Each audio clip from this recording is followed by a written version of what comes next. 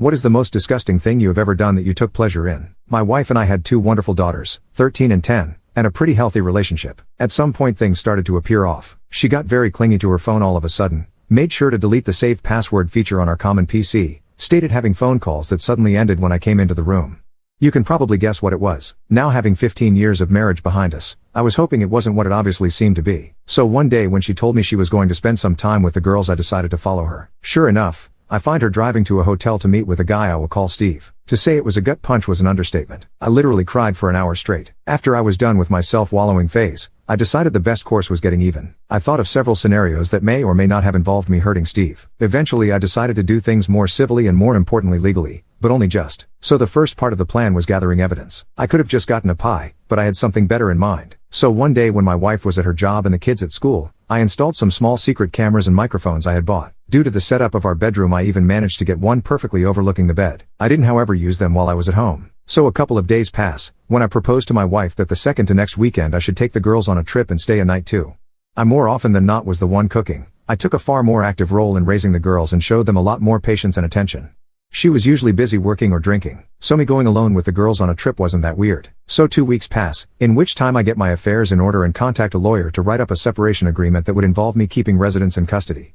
I go on the trip, try to not give anything away to the girls and wait and see if Steve and my wife fall into the trap. When I returned I checked the recordings of the weekend, and sure enough it's a 36-hour fest. When they weren't doing the deed, the dialogue was something even better. I found out that Steve had a wife. But even worse, they also talked about me. And I heard the obvious character assassination that I expected about how small my PP was, an insecurity of mine, how I didn't satisfy her. But there was some really hurtful stuff, like her telling Steve some of my deepest secrets and shameful stories that I had only told her about, just so they could have a laugh.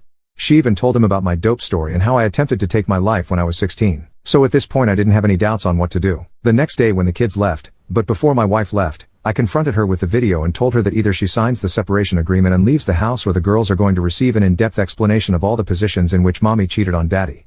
I wasn't gonna do that. Just to be clear, I love my daughters too much, but I put the threat there and she was too emotional to realize my bluff. She went through all the stages, denying everything, trying to bargain, threatening me, and getting angry. I let it go through all that stuff. Eventually she signed the paper and she departed that very evening after she told her goodbyes to the girls. I didn't show or tell the girls anything graphic. I was always very honest with them, which is another reason why I was always the favorite parent, so I just said that mommy had been unfaithful. The younger took some time figuring it out, but that was made up by my older getting mightily upset. She had just gotten her first boyfriend, as I'm not sure the term really applies at that age, but she knew enough of the world to get mad big time. This would be important at a would-be custody battle. As though she did for the moment agree to give over custody, I feared, and I was right to fear, that she would try and fight me for the kids. What I didn't expect was for her to use her visitation rights to talk crap about me. Basically she started telling my younger kid about how it was all my fault for not forgiving her. Her lawyer even started demanding she receive custody. So I finally activated my revenge plan. Enter trip to South Carolina. Why South Carolina? Simple. Fort Sumter. I really wanted my daughters to see it. I definitely did not go there because it is one of the last places where revenge porn isn't illegal, and where I could upload my wife and Steve's doings and intimate moments with no worries on the internet and other such sites, as you cannot be prosecuted for crimes that weren't illegal when and where they were committed. I especially made sure to include the clip where Steve could not get it up. I sent the links to my wife's employer, her clients, and everybody in her line of work just to be sure, to Steve's wife and to his firm. Steve soon got a divorce. I feel sorry for his wife as she was an innocent victim in all of this, but I think it's better that she found out. As for my wife, this was the end of any chance to get custody. She soon got fired from her job of 8 years. I got custody. Yes, due to her being unemployed, I got no alimony, but honestly I make enough money to sustain both me and the girls, so I don't care, and I'm good enough at caring for them and they are old enough to allow me to have a full-time job. Several months later, my wife is still unemployed. Last time I spoke to her wife she threatened to come and take my life and how this will be revenge for ruining hers.